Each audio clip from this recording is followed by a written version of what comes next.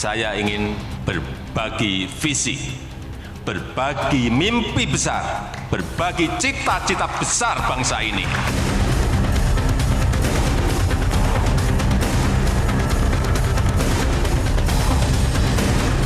Saya membayangkan akan jadi apa, akan menjadi seperti apa Indonesia ini di 100 tahun kemerdekaannya, yaitu tahun 2045.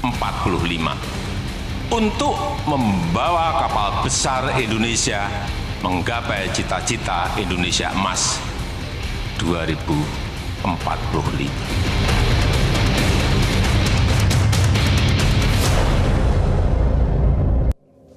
Selamat malam, pemirsa. Pekan lalu, Lembaga Penyelidikan Ekonomi dan Masyarakat atau LPEM Fakultas Ekonomi dan Bisnis Universitas Indonesia merilis sebuah kajian yang merupakan white paper dari LPEM bagi Indonesia, Agenda Ekonomi dan Masyarakat 2024 hingga 2029. LPEM UI mendeteksi sejumlah sinyal, sejumlah tanda-tanda Indonesia bisa gagal sebagai negara maju di tahun 2045 atau 100 tahun Indonesia merdeka.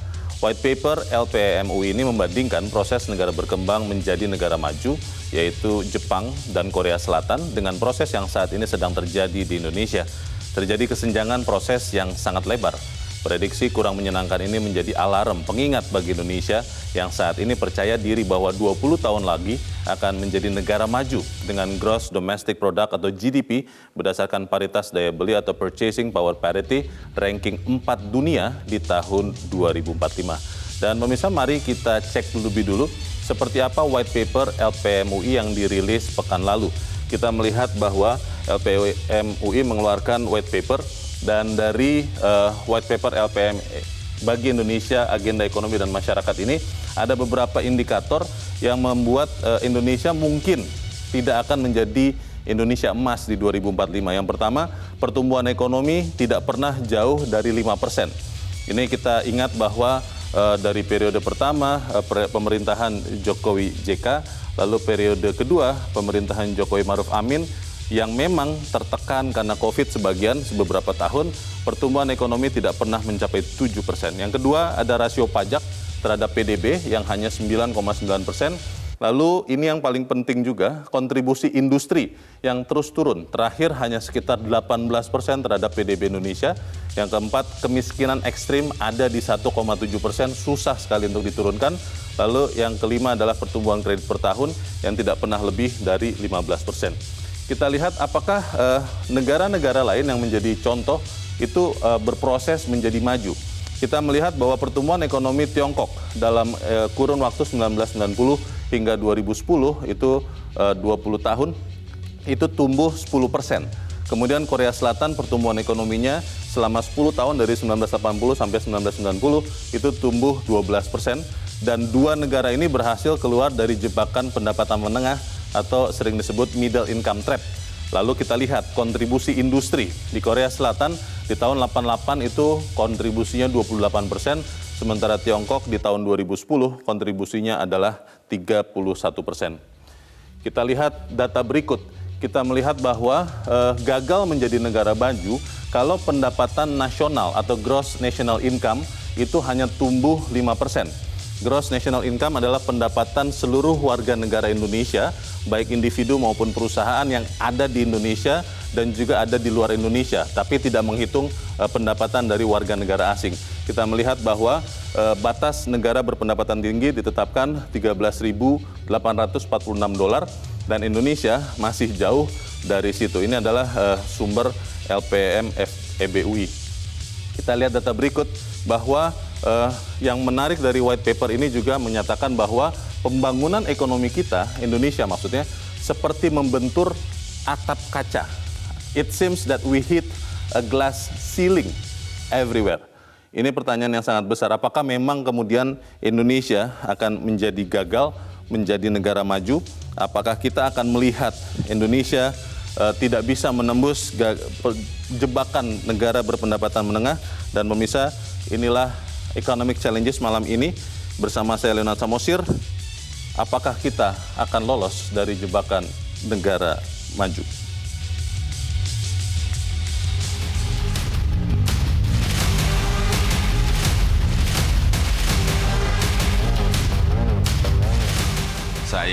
membayangkan akan jadi apa, akan menjadi seperti apa Indonesia ini.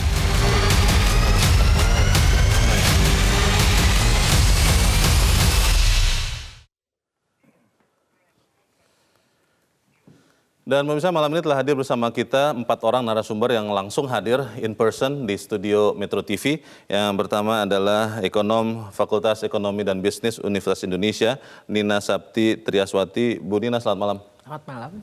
Kemudian juga telah hadir bersama kita Wakil Ketua Bidang Equin DPP PKS, Handi Risa. Mas Handi, selamat malam. Halo Mas Leon. Juga telah hadir bersama kita anggota Komisi 11 dari fraksi Partai Golkar DPR RI, Putri Anita Komarudin. Mbak Putri, selamat malam. Selamat malam. Assalamualaikum. Waalaikumsalam. Warahmatullahi wabarakatuh. Dan juga telah hadir bersama kita Direktur Eksekutif Segara Riset Institute, Peter Abdullah. Pak Peter, selamat malam. Selamat malam. Dan juga kita bergabung lewat sambungan telekonferensi atau Zoom dengan Kepala LPEM FEB UI, Caikal Nur Yakin. Selamat malam waktu Jakarta. Selamat malam. Sedang ada di luar negeri ya, Pas Caikal ya? Iya, lagi di Canberra, Mas.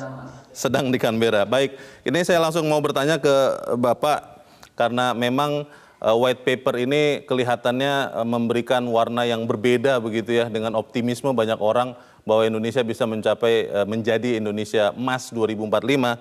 Poin paling penting dari white paper kali ini apa? Iya, baik. Mungkin saya dulu yang memulai ya.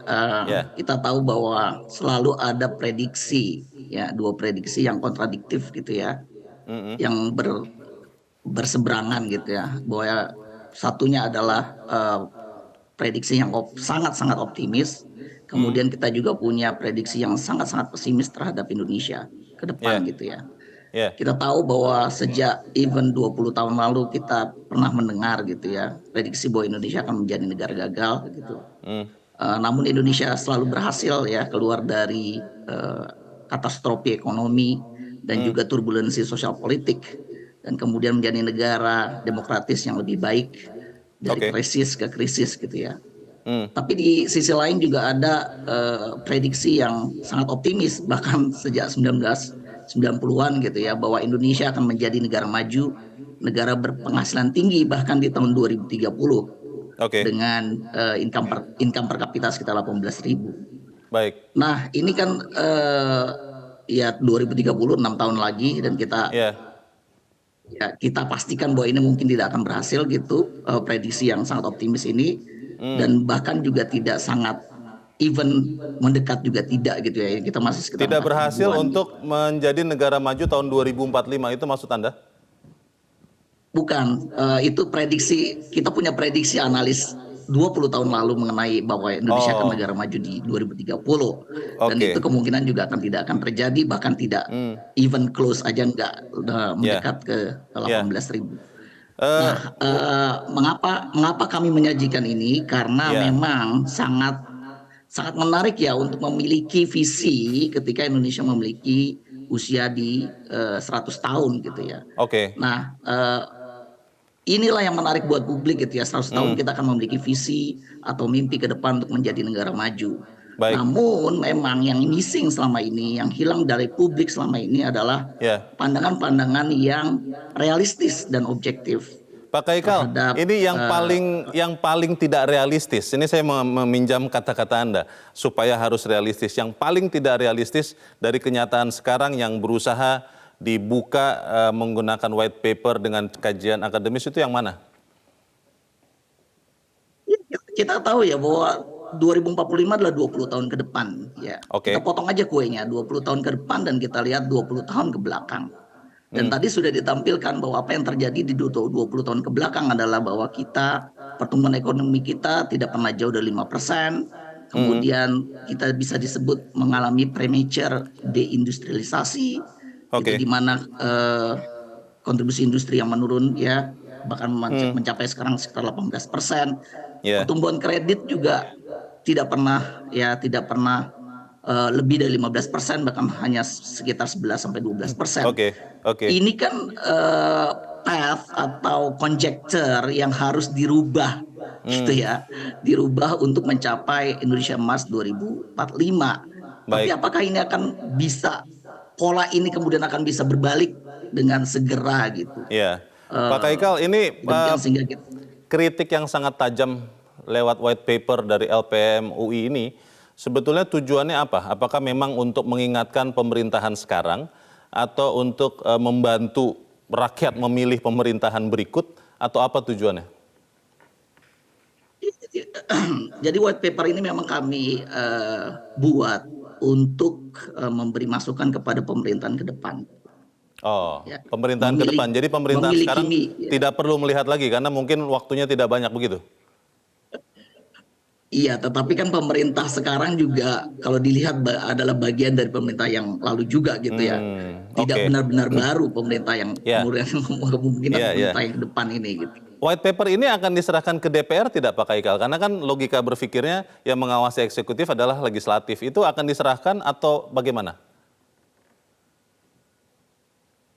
Sebenarnya pertama ya, tujuan dari white paper ini adalah memang memberi masukan kepada presiden berikutnya, pemerintahan berikutnya gitu ya, untuk realistis, objektif dengan data, karena memiliki visi dan misi gitu ya, mimpi kepada, kalau masyarakat mungkin ya, kita memiliki mimpi ya, atau visi kita ke depan untuk memotivasi kita bekerja keras untuk mencapai mimpi kita gitu ya.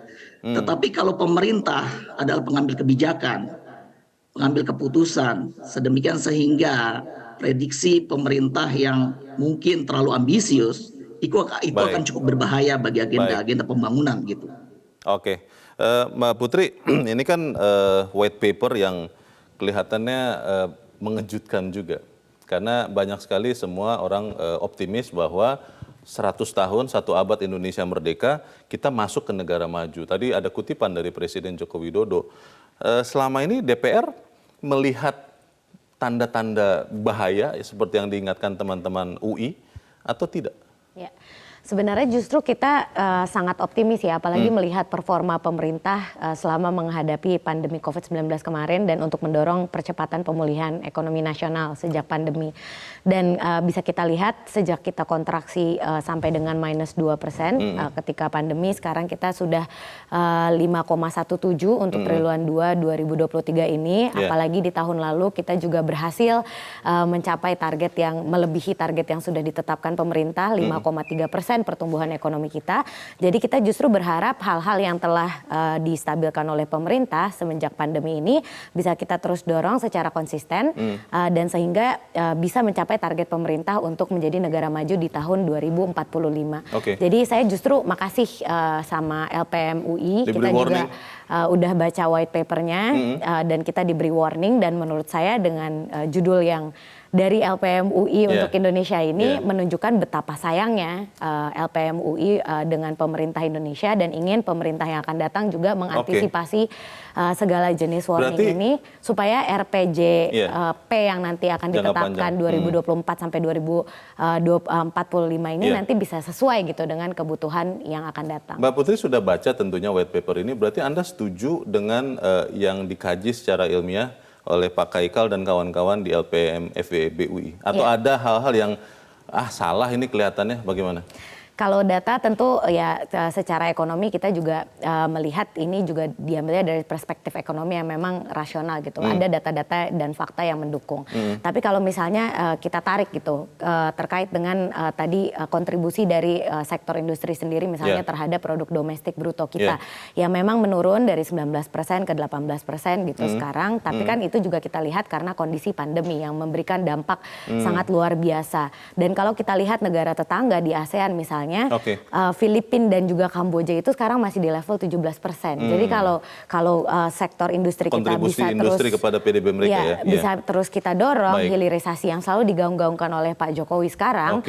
Jangan salah kalau nanti misalnya 10 tahun 20 tahun yang akan datang kita sudah bisa jauh melampaui negara-negara tetangga kita di ASEAN. Jadi kan kita di DPR juga terus menyusun undang-undang yang relevan bersama dengan pemerintah. Kita di Komisi 11 sudah menyusun yang namanya Undang-Undang Pengembangan dan Penguatan Sektor Keuangan. Jadi dengan hasil white paper ini tidak kaget begitu ya? Malah berterima kasih dan mengamini bahwa memang Indonesia tidak akan mencapai Indonesia Maju 2045? Kalau mengamini sih tentu kita tetap di optimistic side dong gitu. Oke. Apalagi saya dari perwakilan dari generasi muda yang sekarang duduk di DPR, kita terus mendorong supaya harus optimis. pada 2045 di saat saya sudah lebih dewasa daripada sekarang, tentunya harus tetap optimis supaya Indonesia bisa tetap maju. Baik. Jadi ya ini jadi bahan evaluasi sebenarnya untuk kita di DPR.